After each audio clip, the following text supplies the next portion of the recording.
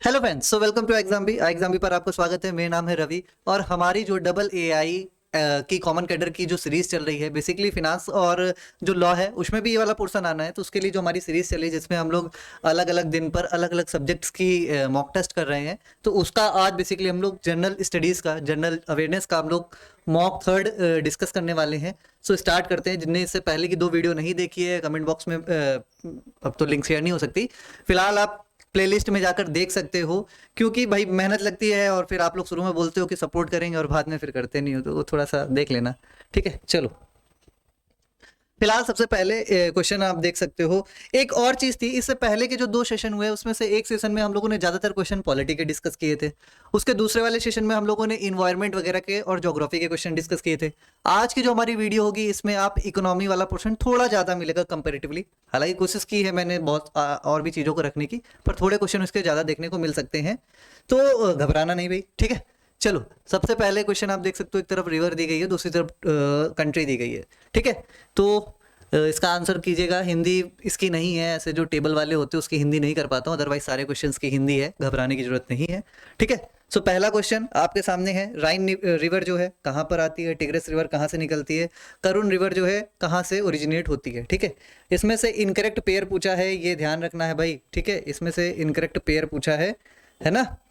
तो पहला, राइन रिवर कहाँ से निकलती है, टिग्रिस कहाँ से निकलती है, और करुण रिवर जो है कहाँ से निकलती है, इसका आंसर आपको देना है। ठीक है, फिलहाल राइन रिवर जर्मनी से ही निकलती है, टिग्रिस जो है हमारी टर्की से ही निकलती है, और तीसरा करुण जो है ईरान से ही निकलती है। तो ये जो मैचिंग है बिल्कुल करेक्ट हो रखी है, यहाँ पर कोई भी इनकरेक्ट पेयर है ही नहीं। ठीक है, बेसिकली आपके याद करने के लिए था, इस वजह से मैचिंग करा दी गई है। आपको याद रखना है कि राइन रिवर ओरिजिनेट होती है जर्मनी, टिग्रिस टर्की, और करुण जो रिवर है वो ईरान से। ठीक है, चलिए आगे चलते हैं भाई। चलो सेकंड क्वेश्चन है हमारा, माइनस जो माइनर फॉरेस्ट प्रोड्यूस है उस पर है कि भाई ये क्या चीज होती है। माइनर जो फॉरेस्ट प्रोड्यूस है, हम इसको मतलब ये क्या चीज होती है। हिंदी एक तरफ लिखी हुई है, आप देख सकते हो। सो पहला ऑप्शन कहता है पौधों की उत्पत्ति के सभी जो है गैर लकड़ी के वन उत्पाद। हिंदी समझ में नहीं आ रही, इंग्लिश देख लेना। All non timber forest produces of plant origin.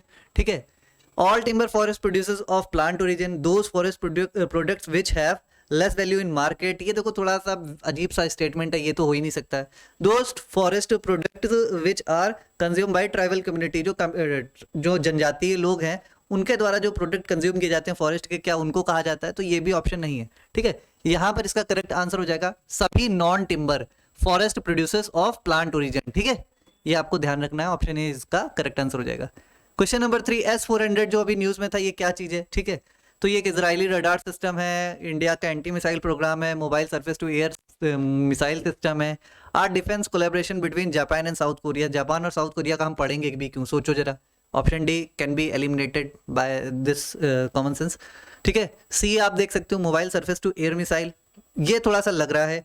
India का एंटी मिसाइल प्रोग्राम जो है वो ये तो नहीं है। ठीक है, तो ये भी हट जाएगा। और पहला वाला इजराइल का नहीं है, ये S-400 हम रसिया से परचेज कर रहे हैं, ये एक mobile surface to air missile defence system है। ठीक है, तो ऑप्शन सी इसका करेक्ट हो जाएगा भाई। हिंदी इधर लिखिए, आप देख सकते हो। क्वेश्चन नंबर 4 पे आते हैं। यहाँ पर consider the following statement regarding the location of Ireland. Ireland के स्थान के बारे में बात की जा रही है। अगर आयरलैंड को आप देखे होगे तो आयरलैंड कहाँ पड़ता है भाई, ये पड़ता है हमारा यूके के आसपास। ठीक है, यूके के बेसिकली साउथ वेस्ट में पड़ता है, साउथ वेस्ट में आप कह सकते हो यूके के पड़ता है आयरलैंड। ठीक है, तो अब यूके हमारा ऑलरेडी मेडिटेरियन सी के ऊपर है भाई, है ना, यूरोप के ऊपर एकदम। कहाँ पर, अटलांटिक ओशियन में, तो प्रशांत महासागर की तो बात ही नहीं होगी। Statement 1 is incorrect here. Iris और सेल्टिक जो सागर है इसके पश्चिम में स्थित है, नहीं भाई, इसके पश्चिम में स्थित नहीं है ये। ठीक है, तो दूसरा वाला भी स्टेटमेंट क्या हो जाएगा यहाँ पर, इनकरेक्ट हो जाएगा। ठीक है, दूसरा भी स्टेटमेंट यहाँ पर क्या हो जाएगा भाई, इनकरेक्ट हो जाएगा। और पहला वाला तो ऑलरेडी इनकरेक्ट है। ठीक है, तो इसको आप काट सकते हो। ठीक है, चलो, और पूछा क्या गया था यहाँ, करेक्ट पूछा गया था, तो डी इसका करेक्ट आंसर हो जाएगा। ठीक है, क्वेश्चन नंबर 5 पे आते हैं। इडुक्की डैम कहाँ पर है। ठीक है, इडुक्की डैम कहाँ पर है, ये किस रिवर पर है, डायरेक्टली क्वेश्चन आ सकता है। डैम पर क्वेश्चन आएगा तो भाई कर लेना, गलत मत करके आना। ठीक है, डैम पर क्वेश्चन आए तो कुछ डैम पढ़ लेना, सलाल डैम कहाँ पर है। ठीक है, उसके बाद जो ये इडुक्की डैम हो गया, इस तरह के और जो डैम न्यूज़ में रहते हैं। ठीक है, इटापू जो डैम है, तो उनको आप एक बार कर लेना, और नहीं कर सकते हो तो कर देना कि सर वो भी नहीं कर सकता हूँ, आप मुझे इसको अगली क्लास में एक जिस्ट बनाकर दे दो, तो वो प्रोवाइड कर दी जाएगी। ठीक है, अपने क्वेश्चंस को बस कमेंट बॉक्स में डाल दिया करो। आप लोग क्वेश्चन भी नहीं पूछते, सोचो बहुत मेहनत लगती है यार ये सब करने में। ठीक है, इडुक्की डैम कहाँ पर है? पेरियार रिवर पर लोकेटेड है। ठीक है, ठीक है जी। चलो, एक नागार्जुन सागर डैम है, वो किस पर है? तो वो कृष्णा रिवर पर है, वो याद रखना। ठीक है, चलो आगे आते हैं। एक क्वेश्चन है गैबोन के बारे में। गैबोन एक अफ्रीकन कंट्री है, उसके ऊपर क्वेश्चन है। जिसने भी अफ्रीका अच्छे से पढ़ा है उसका आंसर आसानी से कर सकता है भाई। अफ्रीका जब मैंने पढ़ाया था तो उसमें गैबोन वगैरह की लोकेशन दिखाई थी। तो बोल रहा है कि एक central African land lock country है, और यहाँ पर पूछा क्या गया है? करेक्ट पूछा गया। ठीक है, ये याद रखना, करेक्ट। तो लैंड लॉक तो नहीं है वो। ठीक है, आप देखोगे तो उसके अफ्रीका के वेस्ट में पड़ती है गैबोन। ठीक है, तो लैंड लॉक तो नहीं है। ठीक है, और सेंट्रल अफ्रीकन भी नहीं है। दूसरी बात, इट शेयर्स लैंड बॉर्डर्स। अगर सेंट्रल अफ्रीकन कंट्रीज की बात करोगे ना, तो यहाँ पर साउथ सूडान पड़ता है। ठीक है, उसके ऊपर यहाँ पर चाड पड़ता है, यहाँ पर नाइजर पड़ता है, यहाँ पर CAR पड़ता है। ठीक है, उसके बाद यहाँ पर डेमोक्रेटिक रिपब्लिक ऑफ कॉन्गो पड़ता है, लेकिन इसकी जो हल्की सी कोस्ट है वो जाकर अटलांटिक ओशियन से लगती है। तो ये जो बेसिकली 4 देश हैं यहाँ पर, कौन सा? नाइजर, चाड, साउथ सूडान और CAR। तो ये तीनों जो है सेंट्रल अफ्रीकन रिपब्लिक, ये 4 जो देश हैं ये बीच के सेंट्रल अफ्रीकन देश कहलाते हैं, और ये लैंड लॉक है। ठीक है, तो ये ध्यान रखना है। बी कह रहा है कि it shares land borders with Cameroon. ठीक है, इक्वेटोरियल गिनी। ठीक है, Democratic Republic of Congo sorry. ठीक है, केन्या। केन्या भाई ईस्ट में पड़ता है। ठीक है, केन्या एकदम यहाँ पर पड़ता है केन्या। ठीक है, और ये पड़ता है वेस्ट में गैबोन। तो ये इतना चौड़ा देश तो है नहीं, बीच में कॉन्गो, DRC ये दोनों देश पड़ जाते हैं। तो सेकंड स्टेटमेंट भी इनकरेक्ट हो गई। यहाँ पर थर्ड पे आते हैं। Gabon is widely described as Africa's last Eden. The Loango national park is one of the country's best wildlife watching sports. ये भी नहीं है भाई, ये स्टेटमेंट भी यहाँ पर इनकरेक्ट है। ठीक है, सॉरी, ये स्टेटमेंट यहाँ इनकरेक्ट नहीं है यार, ये इसी का ही है। ठीक है, चौथा वाला जो है माउंट टपकल की अगर हम बात करें, तो ये एटलस जो हमारा माउंटेन रेंज है, एटलस की ये हाईएस्ट पीक है ना, तो ये यहाँ पर लिखा है हाईएस्ट पीक ऑफ गैबोन, ये यहाँ पर गलत है। स्टेटमेंट सी यहाँ पर करेक्ट हो जाएगा। भाई हिंदी वाले परेशान मत होना, हिंदी लिख दी गई है। ठीक है, चलो, तो यहाँ पर आंसर क्या सही हो जाएगा? सी आंसर सही हो जाएगा। ठीक है, गैबोन को व्यापक रूप से अफ्रीका का अंतिम ईडन के रूप में वर्णित किया गया है। लोनगो नेशनल पार्क देश के सबसे अच्छे वन्यजीव देखने वाले स्थानों में से एक है। चलो, क्वेश्चन नंबर 7 पे आते हैं। यहाँ से इकोनॉमी थोड़ी सी स्टार्ट होगी। इकोनॉमी के क्वेश्चन है, परेशान मत होना भाई, आप हिंदी वाला देख सकते हो। ठीक है,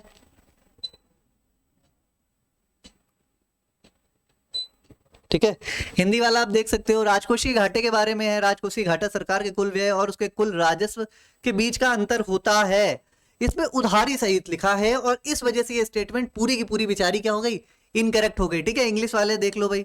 physical deficit is the difference between the governments total expenditure and it's total revenue including borrowings, और यहाँ पर इसको एक्सक्लूड कर दिया जाएगा। ठीक है, क्योंकि जो फिजिकल जो हमारा फिजिकल डेफिसिट होता है उसमें बोरोइंग्स इंक्लूड नहीं होती है। ठीक है ना जी। चलो, a high physical deficit can lead to inflation. हाँ, अगर सरकार बहुत ज्यादा पैसा खर्च कर रही, देखो जो फिजिकल डेफिसिट होता है उसको सीधे सीधे समझ लो। एक तरीके से हम ये कह सकते हैं कि जो सरकार का जो इनकम है, ठीक है, उनका एक्सपेंस से कम है, मतलब वो कमा 100 रुपए रहे हैं और वो खर्च 110 रुपए कर रही है सरकार, तो उसे हम कहते हैं फिजिकल डेफिसिट। तो सरकार जब ज्यादा खर्च करती है तो फिजिकल डेफिसिट ज्यादा होता है। ठीक है, और जब पैसा मार्केट में ज्यादा जाता है, तो लास्ट क्लास में हमने समझाया था कि जब मार्केट में पैसा ज्यादा जाता है तो मार्केट में क्या होती है? डिमांड बढ़ती है। तो उसकी वजह से जो डिमांड बढ़ती है तो वस्तुओं के प्राइसेस क्या होने लगते हैं? वस्तुओं के मूल्य क्या होने लगते हैं? बढ़ने लगते हैं। इस वजह से इन्फ्लेशन क्रिएट हो जाती है। ठीक है, डिमांड पुश इन्फ्लेशन हो जाती है वहां पर। फिर appreciation of the currency.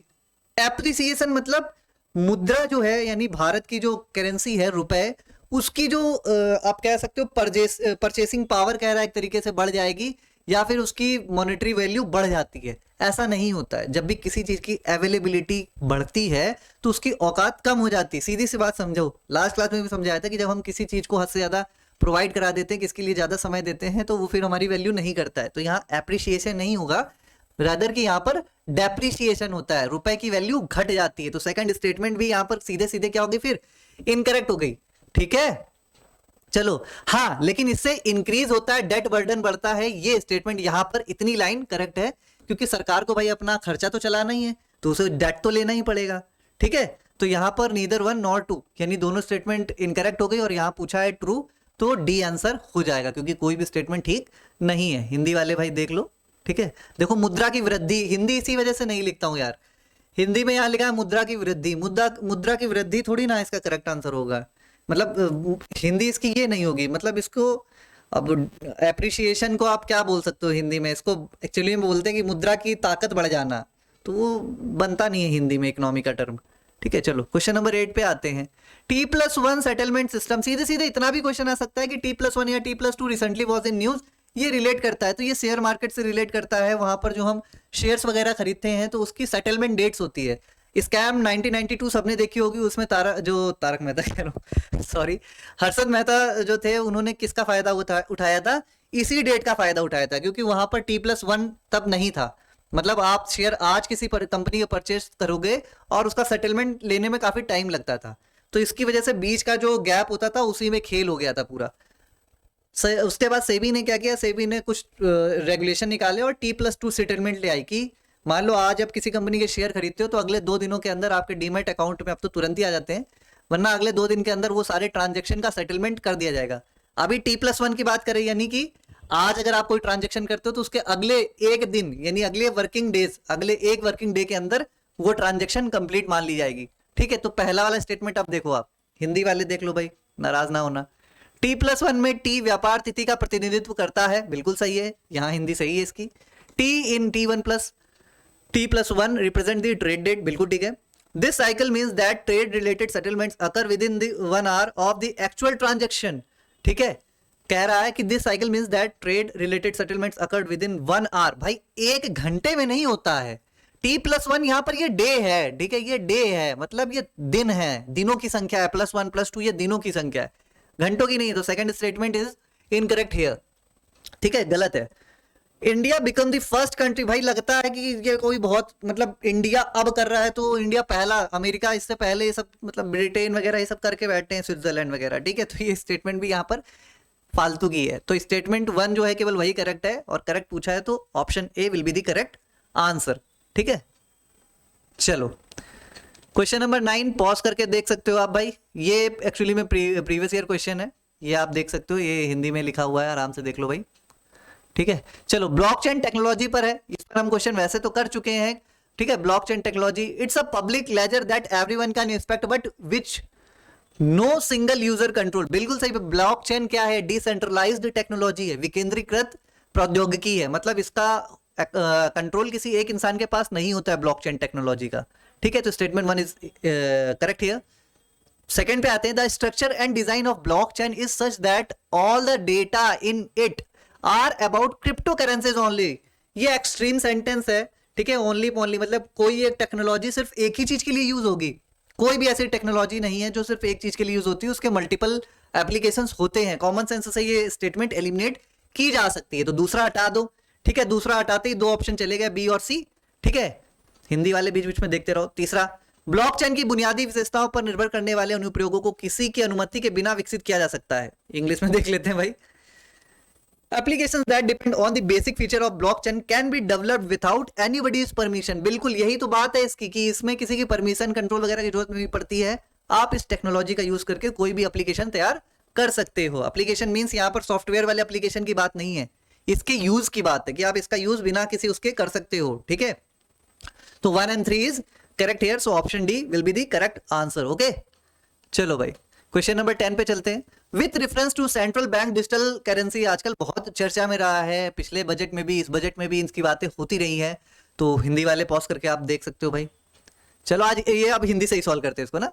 Crypto currency के विपरीत इसमें नियामक निरीक्षण की कमी होती है, मतलब इसमें रेगुलेटरी कंट्रोल नहीं होता है। ठीक है, ऐसा कह रहा है ना, नहीं सॉरी, पूरा स्टेटमेंट देखो भाई। क्रिप्टो करेंसी के विपरीत जिसमें नियामक निरीक्षण की कमी होती है, यानी ये बात नियामक निरीक्षण किसमें नहीं है, क्रिप्टो करेंसीज में नहीं है, सीबीडीसी में कह रहा है कि सेंट्रल बैंक इसे इशू करती है और इस पर मतलब कानून वगैरह बना सकती है, इस तरह से आप समझ लो। ठीक है, इंग्लिश में भी देख लो, unlike crypto currencies which lack regulatory oversight, CBDC are official legal tenders issued and supported by a central bank.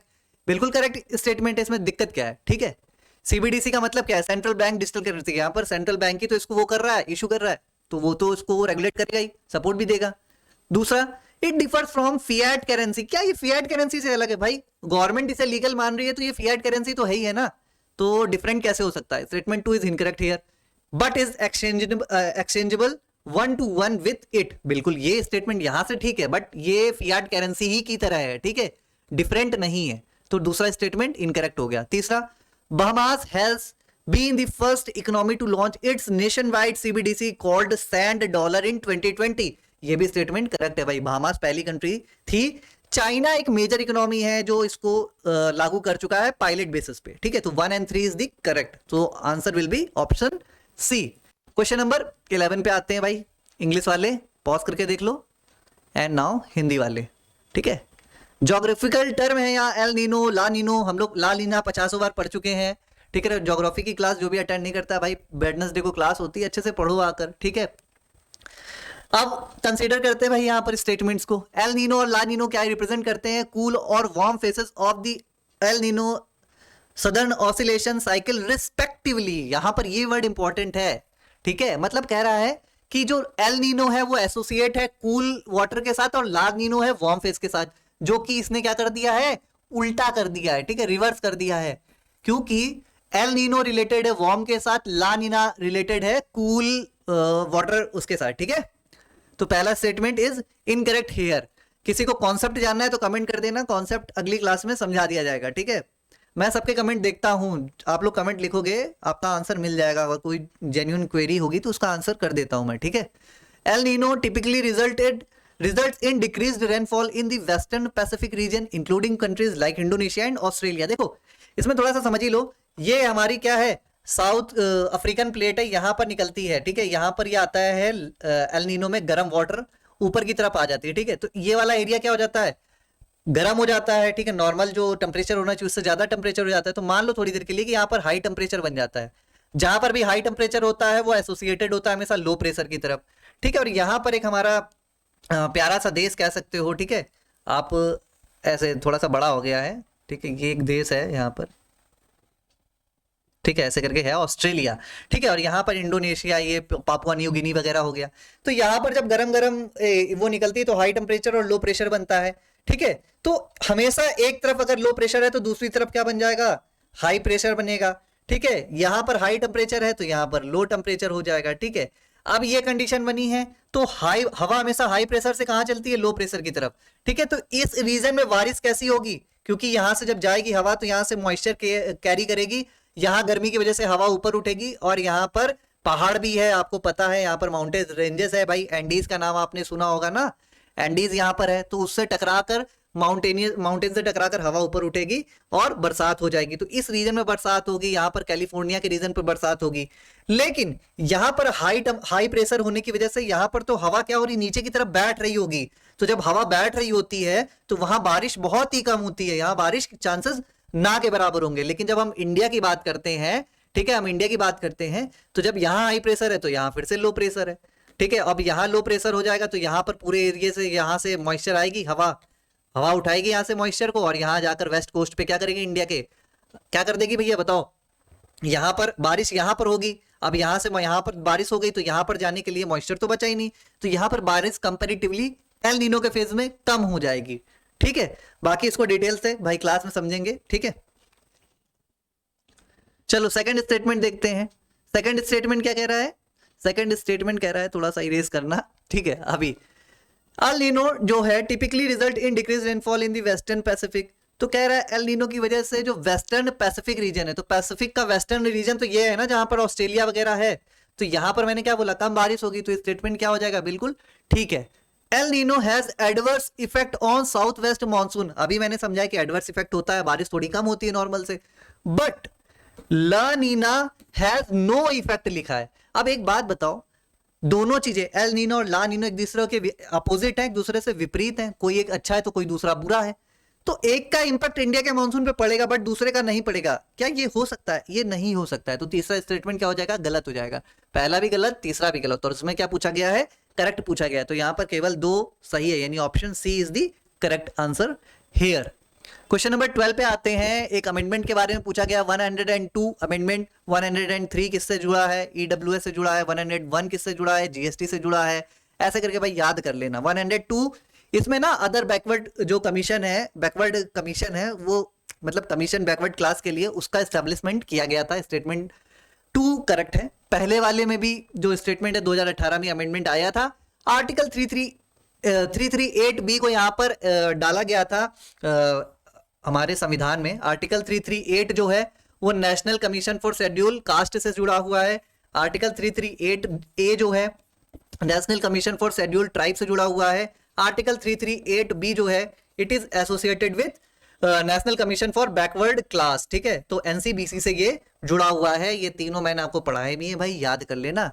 ठीक है, अब पहला दूसरा स्टेटमेंट ठीक। तीसरा बोल रहा है कि article 342A empowers the president to specify the socially and educationally backward communities in a state। भाई प्रेसिडेंट ही तो करता है, तो ये बिल्कुल ठीक है यहाँ पर। और यहाँ ऑप्शन पूछा गया है नॉट करेक्ट, तो नॉट करेक्ट में यहाँ पर क्या है भाई, तीनों के तीनों सही है। नॉट करेक्ट तो कोई है ही नहीं, यानी ऑप्शन यहाँ पर गलत हो गया। यहाँ नन ऑफ द अबव होना चाहिए। ठीक है, यहाँ तीनों के तीनों सही है। ठीक है, कोई इशू नहीं है भाई। ठीक है, यहाँ नन ऑफ द अबव होगा। ठीक है, अमेंड कर लो थोड़ा। ठीक है, ऑप्शन डी यहाँ पर नन ऑफ द अबव होगा। टाइपिंग एरर है भाई। चलो, नन ऑफ द अबव। ठीक है, चलो अब आते हैं इंक्रीमेंटल कैपिटल आउटपुट रेशियो पर। ठीक है, आइकोर कहते हैं भाई। क्या मतलब है ये देखो, इतना छोटा सा समझो, सीधी सी बात है। ठीक है, क्या चीज होती है कि हम कोई मान लो कोई फैक्ट्री स्टैब्लिश कर रहे हैं, तो एक बार फैक्ट्री स्टैब्लिश हो गई, अब हमें फैक्ट्री में प्रोडक्शन बढ़ाना है, उसमें से ज्यादा सामान बन सके, हमें ये करना है। तो हम जब उसमें कुछ रुपए डालते हैं, मान लो 100 रुपए डालते हैं। अब 100 रुपए डालने पे हमारे पास 50 प्रोडक्ट ज्यादा निकल के आ रहे हैं। ठीक है, तो हर 1 रुपए डालने पर कितना परसेंट या कितना ज्यादा प्रोडक्ट बाहर आता है, इसके रेशियो को ही हम इंक्रीमेंटल कैपिटल आउटपुट रेशियो कहते हैं। इसमें खास बात यह है कि ये जितना कम होगा कंपनी उतनी इफिशियंट होगी।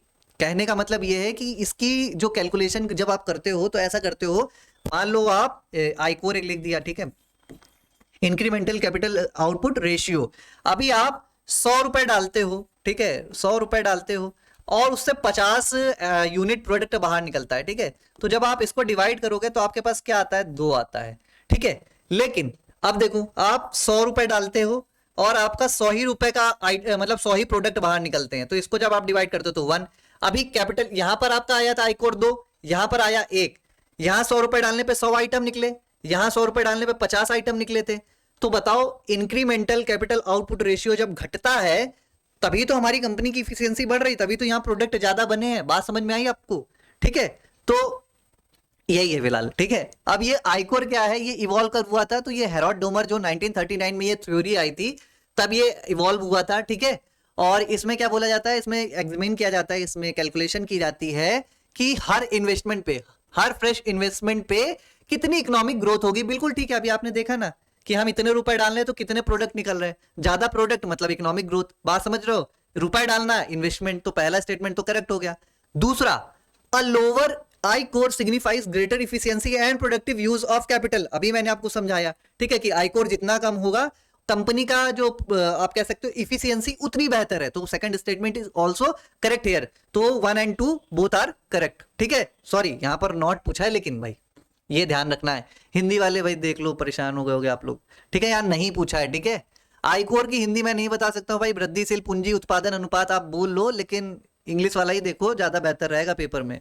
ठीक है, तो नहीं पूछा है तो नीदर 1 nor 2। ठीक है, चलिए क्वेश्चन नंबर 14 पे चलते हैं भाई। कोणार्क सन टेम्पल की बात कर रहा है भाई। कोणार्क सन टेम्पल किसने बनवाया था? हिंदी वाले। तो इसका निर्माण पूर्वी गंग वंश के राजा नरसिम्ह देव प्रथम ने करवाया था 13th सेंचुरी में 1206 के अप्रॉक्स 1208 अप्रॉक्स। ठीक है, चलो 13th सेंचुरी में करवाया था, बिल्कुल ठीक है। ये कलिंग मंदिर वास्तुकला की परिणति, मतलब कलिंग आर्किटेक्चर से ही रिलेटेड है, बिल्कुल ठीक है। हिंदू जो सूर्यदेव है उनको समर्पित है, बिल्कुल ठीक है। यूनेस्को की वर्ल्ड हेरिटेज साइट में भी 1985 के आसपास इसको इंक्लूड कर लिया गया था, और 10 रुपए के भारतीय मुद्रा के नोट के पीछे इसको दर्शाया भी गया है। तीनों स्टेटमेंट सही है। ऑल ऑफ द अबव यहाँ पर करेक्ट हो जाएगा। ठीक है, क्वेश्चन नंबर 15 पे आते हैं। एनजीटी पर क्वेश्चन है। एनजीटी नेशनल ग्रीन ट्रिब्यूनल की बात करते हैं। हमारे पर्यावरण जो एक केस आया था एमसी मेहता केस, ठीक है, 1990s के आसपास आया था ये केस। फिर वहां से बातें चलते चलते 2010 में जाकर इसकी स्थापना होती है। एनजीटी एक्ट आता है 2010 में। तो पहला स्टेटमेंट ठीक है। क्या करता है, इन्वायरमेंट से रिलेटेड कोई अगर इश्यूज होते हैं, कोई केस होते हैं, तो उसको ये देखता है, ठीक है।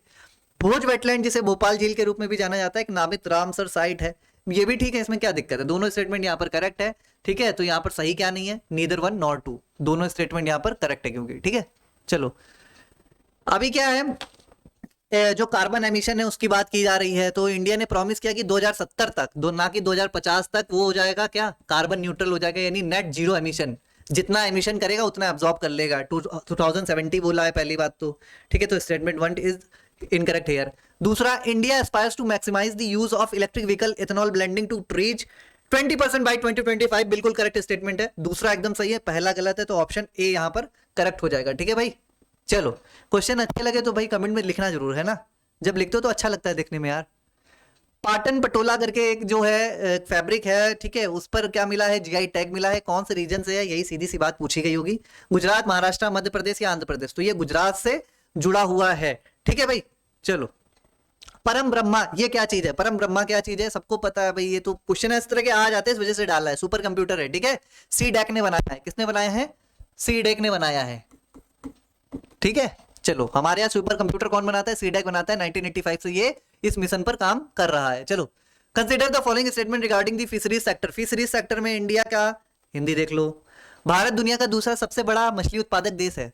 भारत दुनिया का दूसरा नहीं है भाई, पीआईबी सर्च मारो, अप्रैल की न्यूज थी, थर्ड है, ठीक है, ना कि दूसरा, ठीक है। पहला चाइना है, ठीक है। संयुक्त राज्य महासभा ने 5 नवंबर को अवैध, असूचित, अनियमित मछली पकड़ने के लिए खिलाफ एक अंतर्राष्ट्रीय दिवस के रूप में घोषित किया है। 5 नवंबर नहीं है भाई, 5 जून है, ठीक है। 5 June is the correct date, ठीक है। तो दोनों स्टेटमेंट क्या आ जाएंगे, गलत हो जाएंगे, यानी सी यहां पर इसका करेक्ट आंसर हो जाएगा। चलिए क्वेश्चन नंबर 20 पे देखते हैं। वो among the following freedom fighters is the author of glimpses. देखो भाई, अगर हिस्ट्री पढ़ रहे हो तो वहां पर बुक्स एंड ऑथर करके जाना, बाद में मत बोलना सर आपने नहीं कराया था।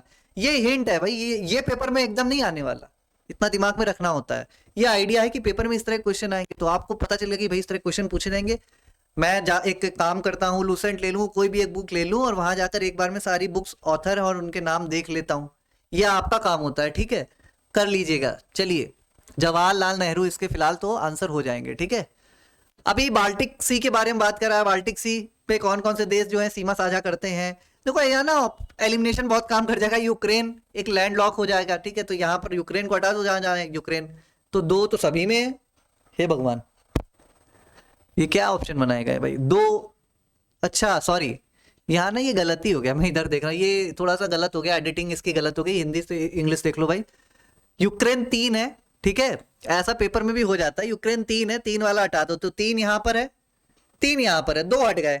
अभी 2 बचे हुए हैं। ए वाला देखो पहले, 1 2 4 और 6 कह रहा है, यानी फिनलैंड कह रहा है, रशिया कह रहा है, लिथुआनिया कह रहा है, नॉर्वे कह रहा है, ठीक है। फिनलैंड, रशिया, लिथुआनिया और नॉर्वे कह रहा है। पोलैंड, जर्मनी भी तो है, ठीक है। तो ये भी आंसर, इसका सी आंसर इसका करेक्ट हो जाएगा।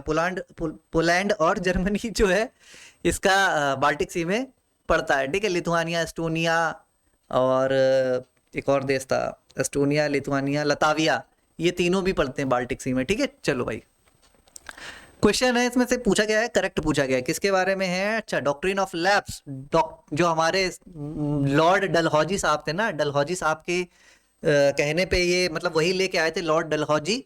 तो डायरेक्ट क्वेश्चन आ सकता है कि डॉक्ट्रिन ऑफ लैप्स कौन लेके आया था। ऐसे क्वेश्चन मैं कराता नहीं हूँ कि लॉर्ड डलहौजी लेके आए थे, कब लेके आए थे, बच्चे खुश हो रहे हैं, 1848 आंसर लगा लगा के।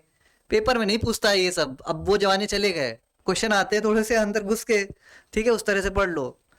According to the doctrine of lapse, the adopted son of the Indian king could not be declared as a successor of to the throne। बिल्कुल सही बात है भाई, ठीक है। एक सब्सिडरी अलायंस आई थी, कौन लेके आया था सब्सिडरी अलायंस, तो वेलेस्ली भाई साहब लेके आए थे। उससे पहले रिंग फेंस पॉलिसी आई थी, जिसको आगे चलाकर सब्सिडरी अलायंस बना दिया गया। तो रिंग फेंस क्या था भाई साहब, तो वो हमारे विलियम बेंटिक, नहीं, क्या नाम था उसका, अरे यार, हाँ, विलियम बेंटिक ही थे वो, विलियम बेंटिक साहब लेके आए थे, ठीक है। फिलहाल अभी देख लेते हैं आप, जो पहला स्टेटमेंट है वो तो बिल्कुल ठीक है। दूसरा, सतारा, संबलपुर, उदयपुर, जैतपुर, ये सारे, जैतपुर यहाँ लिखा नहीं है, ठीक है, परेशान ना होना। सतारा, संबलपुर, उदयपुर, जैतपुर, उसके बाद झांसी, नागपुर, ये सारे के सारे जो राज्य थे, प्रिंसली स्टेट्स थे, ये सारे के सारे एनेक्स कर लिए गए थे डॉक्ट्रिन ऑफ लैप्स के थ्रू। तो दूसरा स्टेटमेंट भी करेक्ट है, ठीक है। इसमें पूछा क्या गया फिलहाल, सही पूछा गया, तो यहाँ बोथ ए बी 1 एंड 2 हो जाएगा। Option C is the correct answer. Question number 3 पे आते हैं। मैनकुराद मैंगो जो अभी जिसको जीआई टैग मिला, ये कहाँ से रिलेटेड है? गोवा, ठीक है, गोवा से रिलेटेड है भाई, याद रखना है, ठीक है। चलो कुछ तो ऐसे ही देखते ही कर देना आंसर, वहां पेपर में आया और फिर आके लिखना जरूर कि सर आपने कराया था, आ गया था। कॉन्स्टिट्यूएंट जो असेंबली थी उसको सबसे पहले प्रपोज किसने किया था? एम एन रॉय ने किया था। ये लाइन तो सबने पढ़ी होगी यार। Elections for the constituent assembly were held under the cabinet mission plan of 1946। केवल इसका एक यही प्रोविजन था जो सक्सेसफुली हो पाया था, बाकी सारे कैबिनेट मिशन के जो बिंदु थे वो खारिज कर दिए गए थे, ठीक है। तो 1 एंड 2 यहाँ पर करेक्ट हो जाएगा। ड्राफ्टिंग कमेटी के अध्यक्ष कौन थे? ये क्वेश्चन करवाऊं, अच्छा लगेगा, पढ़ लेना एक बार भाई। ये सारे जितनी भी कमिटीज थी उस दौरान बनी हुई थी ना, वो सारी कमिटीज कर लेना, वहां से क्वेश्चन आ सकता है, ठीक है। सो वो कमेटी जरूर कर लीजिएगा, ठीक है। चलो भाई,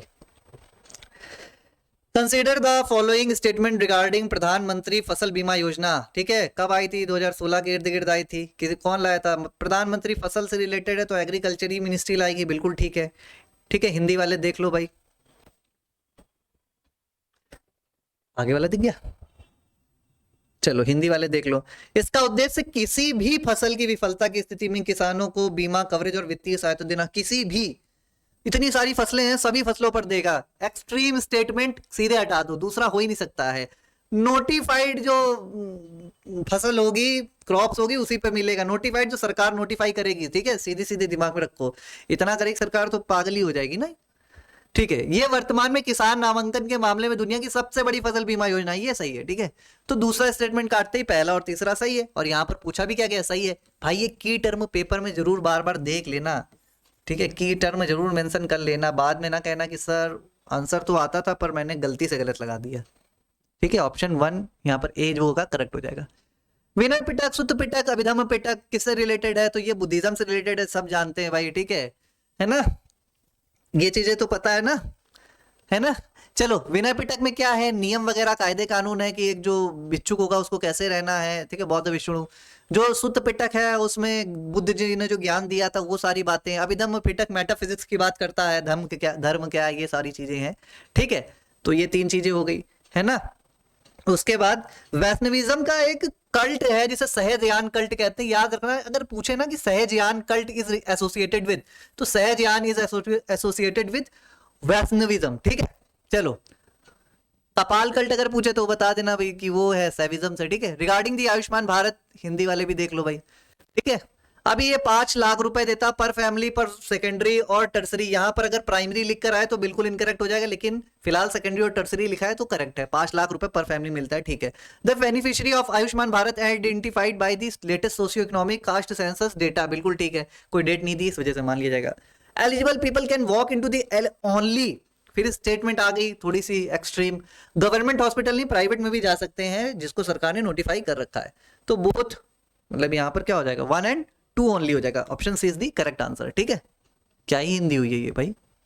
चलो, फुजीवारा जो इफेक्ट है वो खबरों में था, क्या किससे रिलेटेड है? देखो, फुजीवारा एक तरीके से जो जब 2 साइक्लोन डांस करते हुए एक दूसरे की तरफ बढ़ते हैं, एक ही तरह से रोटेट कर रहे होते हैं और एक दूसरे की तरफ बढ़ते हैं, तो उनको डांसिंग साइक्लोन कहते हैं। उसी के लिए टर्म आया था फुजीवारा इफेक्ट, ठीक है। तो जो हमारा ट्रॉपिकल स्टॉर्म है उससे रिलेटेड है ये, ठीक। चलो, question number 29, which of the following discontinuities lies between the mantle and crust? Crust और मेंटल के बीच में क्या होती है भाई? तो जो मुहरोविक जिसको डिसकंटिन्यूटी कहते हैं वो होती है, ठीक है। समझ रहे भाई? चलो एक तरह से समझ लो, ऐसे करके हम लेते हैं, ये हो गया एक, ठीक है, ये हो गया दूसरा। अभी यहां पर एक ऐसे करके, ठीक है, ये हम कहते हैं, इसको कहते हैं अपर क्रस्ट और इसे कहते हैं लोअर क्रस्ट, ठीक है। उसी तरह से यहां पे ऐसे ऐसे कर दो, इसे कहते हैं अपर मेंटल, इसे कहते हैं लोअर मेंटल, ठीक है। उसी तरह से यहाँ ये कोर होता है, इसको कहते हैं आउटर कोर, ठीक है, इसे कहते हैं इनर कोर। भाई देख नहीं रहा होगा लेकिन सुनाई तो दे रहा होगा ना, ठीक है। तो अपर कोर उसी तरह से देखो, जब ये ऊपर वाला पोर्शन जिसे हम क्रस्ट कह रहे हैं, ठीक है, जिसे हम अब दिख रहा होगा क्रस्ट कह रहे हैं, और बीच वाला जो मेंटल कह रहे हैं, ठीक है, ये मेंटल हो गया, ठीक है। मेंटल मतलब पागल, है ना। तो क्रस्ट और मेंटल जहां पर अलग होते हैं उसको हम क्या बोलते हैं, यही तो पूछा है, तो उसको हम कहते हैं मोहो डिस्कंटिन्यूटी, ठीक है, मोहरोविक, क्योंकि मोहरोविक ने इसको ढूंढा था, इस वजह से इसको मोहो डिस्कंटिन्यूटी कहते हैं। उसी तरह मेंटल और कोर जहां पर अलग हो रहे होते हैं तो उनके बीच में भी डिसकंटिन्यूटी होती है, उसको हम क्या कहेंगे भाई, उसको हम कहते हैं, क्या कहते हैं, गुटेनबर्ग, ठीक है, उसको हम कहते हैं गुटेनबर्ग डिसकंटिन्यूटी, गुटेनबर्ग डिसकंटिन्यूटी। लेकिन अपर क्रस्ट और लोअर क्रस्ट जहां पर अलग हो रहा होता है उसको हम कहते हैं क्या कहते हैं भाई, कॉनरोड डिसकंटिन्यूटी। उसी तरह लोअर मेंटल और अपर मेंटल जहां अलग हो रहे होते हैं उसको हम क्या कहते हैं, उसको कहते हैं रेपटी डिसकंटिन्यूटी। उसी तरह आउटर कोर और इनर कोर जहां अलग हो रहे होते हैं उसको हम क्या कहते हैं, लेमैन डिसकंटिन्यूटी, ठीक है। चलो भाई क्वेश्चन नंबर 30 पे आते हैं, इसका आंसर क्या हो जाएगा, तो सी आंसर हो गया, ठीक है। चलो क्वेश्चन नंबर 30, डेंगू जो है उसको भाई उसके बारे में हिंदी देख सकते हो, तो क्या आंसर होगा, डेंगू एक मच्छर जनित उष्णकटिबंधीय बीमारी जो वायरस के कारण होती है, बिल्कुल ठीक है, क्या इशू है, कोई नहीं। मुख्य रूप से एडीज एजिप्टी नामक मच्छर फैलाती है भाई, घुटने से ऊपर तक नहीं उड़ पाती है, यही मच्छर चिकुनगुनिया और जीका वायरस भी फैलाता है, बिल्कुल ठीक है, तीनों स्टेटमेंट इज करेक्ट है, कोई दिक्कत नहीं है, ठीक है, ऑप्शन डी करेक्ट हो जाएगा, ठीक है। चलो एक report a woman business and the law 2023 कौन जारी करता है, World Bank, UNDP, BRICS, World Economic Forum, तो याद रखो इसे करता है कौन है, वर्ल्ड बैंक करता है। वर्ल्ड इकोनॉमिक फोरम एक बहुत ही अच्छी रिपोर्ट जारी करता है, ग्लोबल जेंडर गैप रिपोर्ट। अगर क्वेश्चन आए global gender gap report 3G is published by, तो हो जाएगा वर्ल्ड इकोनॉमिक फोरम, ठीक है भाई। चलो क्वेश्चन नंबर 32 की तरफ चलते हैं और इसका हिंदी भी देख लो भाई, ये रहा, ठीक है, पॉज करके आप कर सकते हो, मैं साइड हो गया हूं। चलो आर्टिकल 14 में पूछा गया कि इसकी क्या डेफिनेशन होगी करेक्ट वाली, तो पहला वाला कह रहा है कि ये प्रोहिबिट करता है discrimination based on the race and ये और वो, तो आर्टिकल 15 क्या करेगा, अगर आर्टिकल 14 ये करेगा तो ये तो हटा दो। आर्टिकल 14 क्या गारंटी करता है कि equal protection of the law मिलेगा, सभी को मिलेगा, ऑल पर्सन मिलेगा जो इंडिया की टेरिटरी के अंदर है, चाहे भारतीय हो चाहे विदेशी हो, regardless of their status and affiliation, status मतलब उनकी स्थिति क्या है, एफिलिएशन किससे संबंधित है, इन सब के रिगार्डलेस आपको सब बराबर मिलेगा, तो यही स्टेटमेंट करेक्ट होगी, आगे पढ़ने की जरूरत ही नहीं है, ठीक है। ऑप्शन बी यहां पर करेक्ट हो गया भाई, हिंदी वाले देख लेना, ठीक है। अनुच्छेद फंडामेंटल राइट्स तो कर ही लेना भाई, डीपीएसपी वगैरह। रमन इफेक्ट क्या होता है, स्कैटरिंग ऑफ लाइट होता है, ठीक है, मीडियम के थ्रू स्कैटरिंग ऑफ लाइट होता है जिसकी वजह से फ्रीक्वेंसी में चेंजेस आ जाते हैं, ठीक है, लाइट फैल जाती है, उसी को रमन इफेक्ट कहते हैं, जिसके चलते फिजिक्स में इनको क्या मिला था, नोबेल मिला था, ठीक है, 1930s में, ठीक है, तो ऑप्शन ही यहाँ पर करेक्ट है, बाकी आगे पढ़ने की जरूरत ही नहीं है, ठीक है भाई। चलो क्वेश्चन नंबर 34 देखो, G20 में कौन सा देश शामिल नहीं, 50 बार ऐसे क्वेश्चन करवा चुका हूं, लेकिन भाई क्या करूं, पेपर में आ रहे हैं यार। अर्जेंटीना है, मैक्सिको है, साउथ अफ्रीका है, ईरान को तो यूएसए पसंद ही नहीं करता है तो होगा ही नहीं, मलेशिया की इकोनॉमी इतनी बड़ी नहीं है कि वो होगा, तो 3, 4 और 5 हटा दो, 1, 2 एंड 3 आंसर हो जाएगा, option A will be the correct answer, ठीक है। अभी G21 हो गया है बेसिकली, अब इसमें 19 देश और 2 क्या है ऑर्गेनाइजेशन है, एक यूरोपियन यूनियन और दूसरा क्या हो जाएगा अफ्रीकन यूनियन, ठीक है भाई। चलो विच of the following countries border Persian gulf, किसके साथ जो है पर्सियन गल्फ के साथ कौन क्या करता है, कंट्री जो है बॉर्डर बनाता है, तो इराक बनाता है, बिल्कुल बनाता है, कुवैत बनाता है, बिल्कुल बनाता है, यूएई बनाता है, जॉर्डन बनाता है, नहीं बनाता है, बहरीन बनाता है, कतर बनाता है भाई, ठीक है। तो 1, 2, 3, 5 एंड 6 इसका करेक्ट होगा, है ऑप्शन में 1, 2, 3, 5 एंड 6, ये option D is the correct answer.